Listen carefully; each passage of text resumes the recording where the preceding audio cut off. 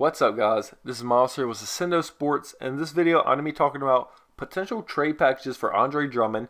The Detroit Pistons are looking for deals for him. They have talked a lot with the Hawks, but I'm going to get that later in my video. I don't think that's such a good deal, but I have 4 potential packages, 2 teams in the East, 2 teams in the West, and 1 mega deal that I think could really shift the history of NBA if it happens.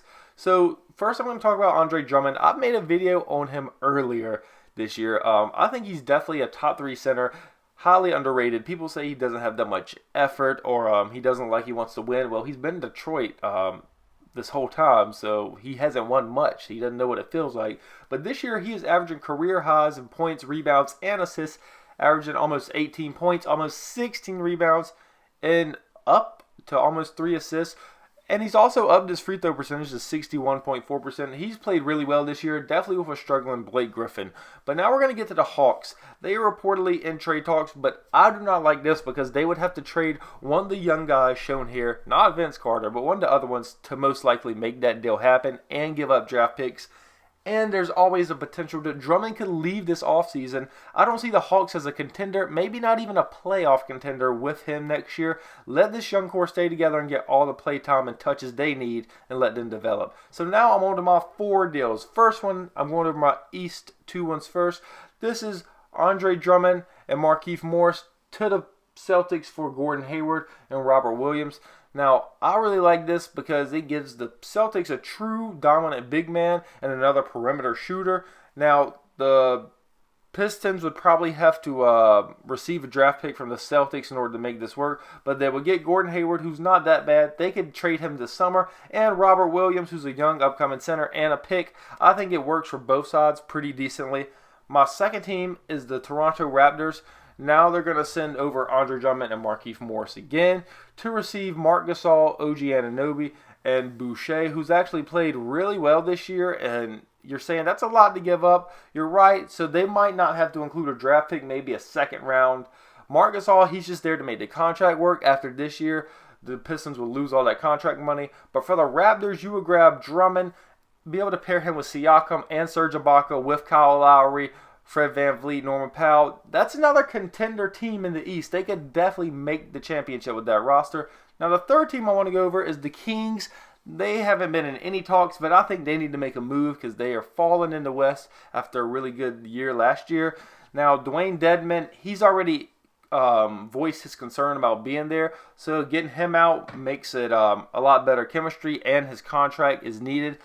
Bogdanovich is a great shooter. Now, you got to give up something to get good talent. And also, Holmes has played really well this year down low, grabbing tons of rebounds, getting a lot of minutes. Another piece that the Pistons would really like to have, maybe send a first-round pick. Now, the mega deal I want to show you is this. Andre Drummond and Luke Kennard to the Golden State Warriors for D'Angelo Russell, Willie Cauley-Stein, and Jacob Evans. Now, I don't even know who would give a pick because this deal is very even. Now, I know the Warriors have said they do not want to trade D'Angelo Russell this year, and most analysts predict they would try to do it in the summer. But Andre Drummond could be on that team next year with Klay, Steph, and Draymond. That would be a stacked team. Now, Willie Cauley-Stein and Jacob Evans, not that big of a deal. But D'Angelo Russell is an all-star already. Really young. He can make his own plays. He's a good perimeter shooter. He can hit free throws. He can pass. He gets a lot of assists. Overall, he's a great player to rebuild around if you're a team such as Detroit. Now, for Golden State, you would be pairing another All-NBA player in Andre Drummond with 3 other NBA future Hall of Famers right at the end of their prime. I think that would really motivate them. And also, I don't think Curry and Russell really work that well together on the floor at the same time. Defensively, they are so vulnerable. Imagine them going up against Houston in a 7-game series with no Iguodala, no KD, no true big man down low, with D'Angelo Russell and Steph Curry running the 1 and 2. They would get dominated.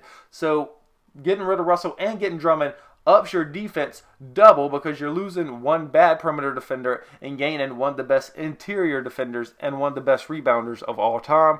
So all around, this makes Golden State, they're already a contender next year. That's without a doubt. This makes them a favorite for next year, I would say. If you compare Draymond and Andre down low, you would have great interior defense, And a lot of people would question the spacing, but most teams are not running 5 out. They're running 4 out and 1 in, or even 3 out and 2 in. And having Drummond actually helps their spacing because most teams are going to run small ball these days. They don't have true big men.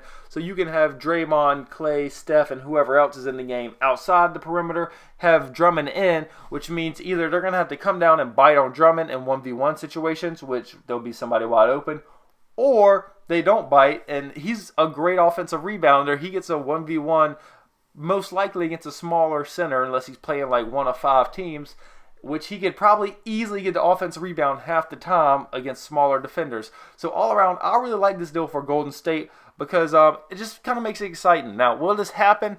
Probably not. I don't think it will, but it's definitely possible. As the trade machine showed you, it's definitely feasible. The contracts work out. All they would have to do is either get Drummond to accept this player option, which he probably won't. He'll probably decline it, but then offer him all the money he wants. Once he's on that team, you could go over the salary cap. You go to your hard cap to sign him. So if you're Golden State, I really like this deal. If I'm Detroit, I like this deal. I'll get a young point guard, some more young pieces, maybe a draft pick, maybe not, depending on how they each view that deal. And if I'm Detroit, my next goal is to get rid of Blake Griffin and have a great young core to build around. So let me know what you guys think about this. Thanks for watching. Hope you have a great day.